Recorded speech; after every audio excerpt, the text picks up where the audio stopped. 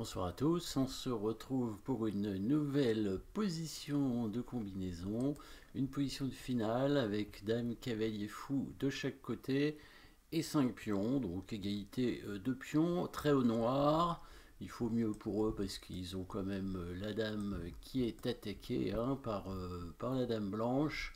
Donc on va chercher comme d'habitude évidemment les coups forcés qui permettront au noir en fait de mater, hein, tout simplement.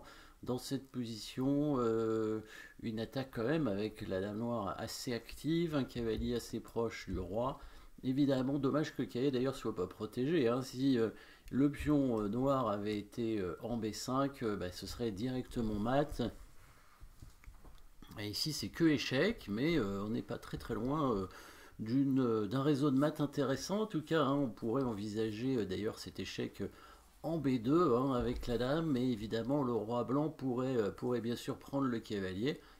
Hein, par la suite, il faudrait voir s'il y a des bons coups. Peut-être le coup de pion d'ailleurs, hein, qui pourrait être bon, parce que si le roi bouge à ce moment-là, on pourrait prendre le cavalier blanc. Alors peut-être que sur le coup de pion en B5, les blancs vont prendre ce pion avec le cavalier, prendre les deux pions, récupérer avec le roi.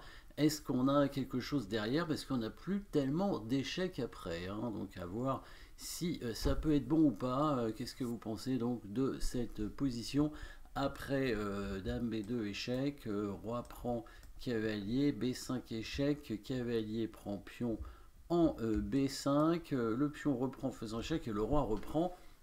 Et là, on a donné les deux pions, hein, C et B. Alors le roi blanc est peut-être un petit peu en danger encore, mais on n'a plus d'échecs pour l'instant.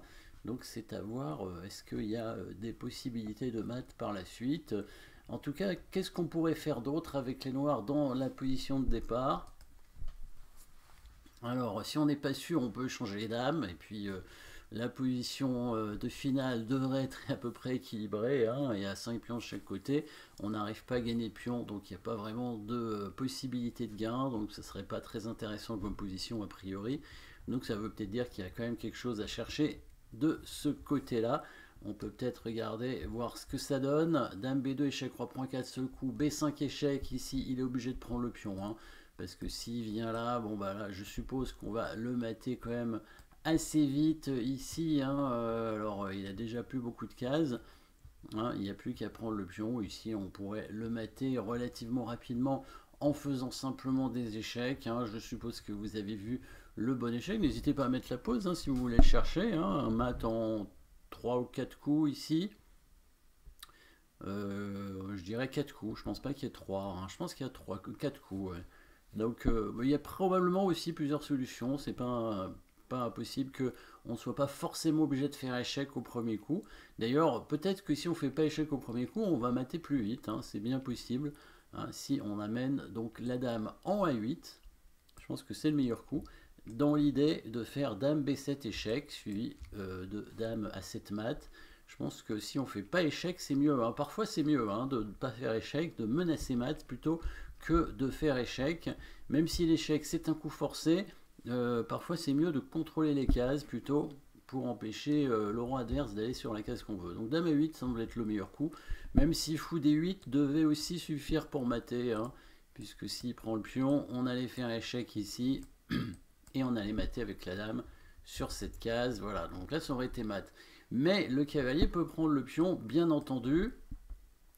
Là, on va reprendre le cavalier, bon, a priori, et le roi va prendre le pion. Voilà, maintenant, la question c'était, bon, on a quand même donné deux pions avec les noirs, on a un peu attiré le roi dans notre camp, donc c'est vrai qu'il est un peu plus proche, par exemple, du roi noir, hein. Le roi noir, il peut aider, hein, pour le mat, hein. D'ailleurs, c'est ce qui va se passer, évidemment, c'est ce qui arrive très souvent. Le roi noir, en finale, peut aider, évidemment, énormément, hein. Ne pas oublier que le roi en finale, c'est 4 points, hein, en force. Donc même s'il y a encore les dames sur l'échiquier, donc il faut quand même qu'il se méfie de ne pas se faire attaquer. A priori, la dame blanche ne peut pas faire échec, hein, elle est beaucoup trop loin du roi noir. Donc on a même le temps de ne pas faire échec, évidemment, hein. Bah, de toute façon, on ne peut pas trop ici, hein. Mais on peut préparer le mat. Et n'hésitez pas à mettre la pause pour chercher le bon coup.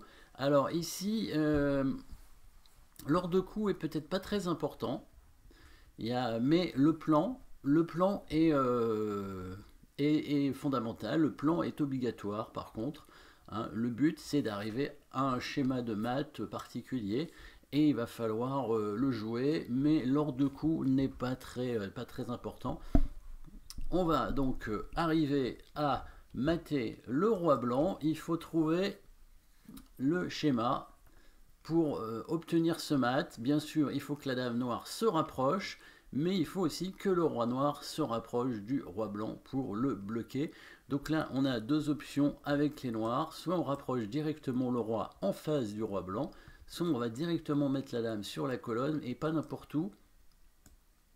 On va la mettre en A2 de façon à ce qu'elle ait la possibilité d'aller sur la colonne A, mais aussi sur la case en C4, ça c'est important, avec le roi, donc avec la dame, pardon. Donc ici, comme on veut, hein, on peut mettre le roi d'abord, ça c'est le bon coup, et ensuite la dame en A2. De toute façon, la dame blanche peut empêcher ni l'un ni l'autre. Hein. Donc on pourrait aussi mettre la dame en A2 tout de suite, hein, avec l'idée de faire le coup roi B7, comme on veut. Ici, la dame blanche est beaucoup trop loin, elle peut essayer de se rapprocher, alors...